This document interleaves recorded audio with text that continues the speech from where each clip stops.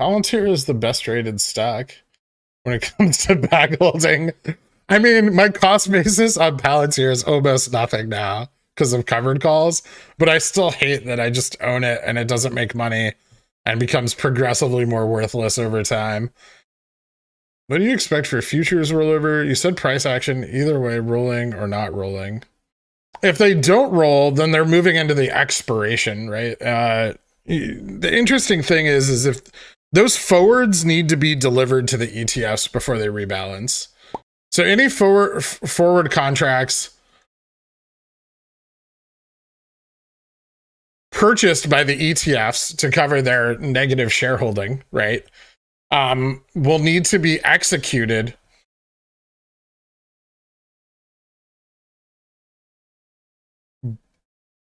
by 3/17. CME has a 2-day delivery, so T+2. And that's it.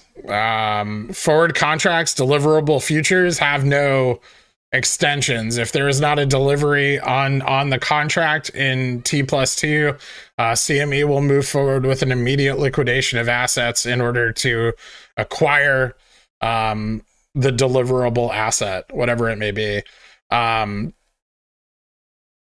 They don't fuck around in the futures market. So, and in that T+2 window, the ETFs are rebalancing, right? So they need that deliverable.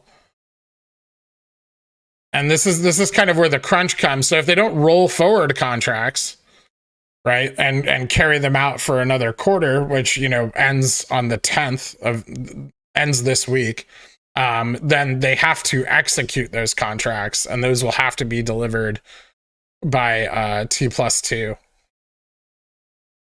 after 3/17.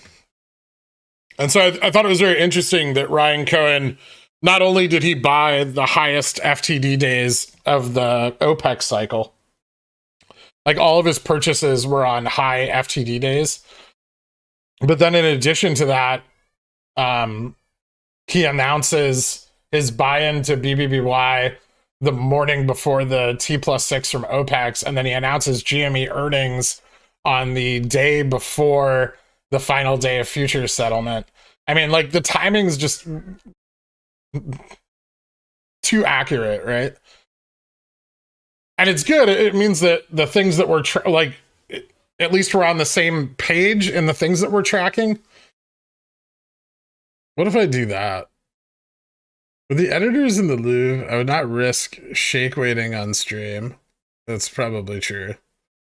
I think the apple doesn't fall far from the tree, as foreshadowing Cohen's BBBY buy-in. As in, BBBY is mega shorted like GME and part of the same ETF basket. Cool. Cat's staying spicy, is what you mean. What are your thoughts on Russia and nickel? You kind of missed the boat on that one. Are you going to short nickel? Are you going to try to fade the peak? What if DRS numbers are ridiculous? Like 80% of the remaining float. I'd probably call my mother. They won't be. Don't worry. Sorry, Garrick, that YouTube counter is my bad.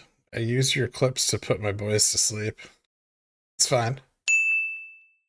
Is nickel back?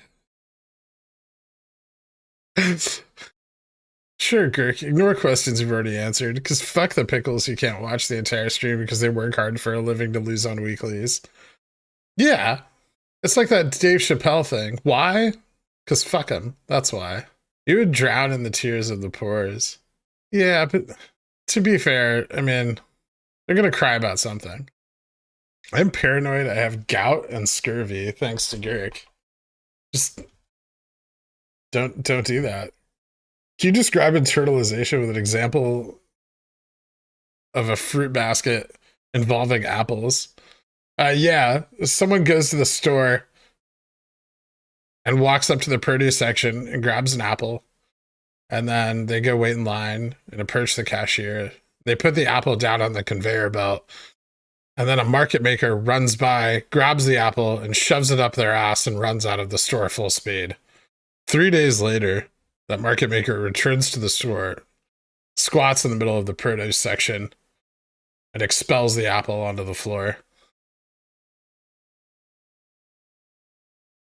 You finally made sense for me.